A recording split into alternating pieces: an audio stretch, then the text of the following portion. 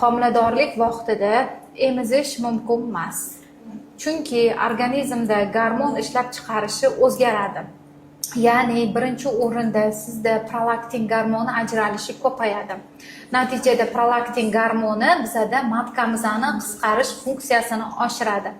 Bu bo'lsa bizada bolajonimizda matka tonusga tushadi. O'sha uchun shunday holat bo'lmasligi uchun homiladorlik vaqti emizish mumkin emas. Progesteron gormonini funksiyasini bloklaydi. Ya'ni ajralishini kamaytiradi.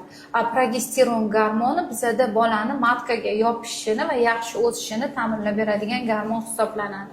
Sizlarga aytadi ko'pchilik, "Men emizganman", hamma hozir yozib tashay kommentariyaga, "Men emizganman". Kimdir emizgan bo'lishi mumkin, lekin ma'lum darajada baribir bolaga o'zini ta'sirini ko'rsatadi. Organizm bu robot emas, ham sut ajratib bolani boqadigan, ham ichkaridagi bolani boqadigan. Birinchidan oraliq interval yo'q.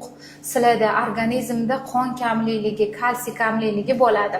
O'shani hisobiga emizish mumkin emas.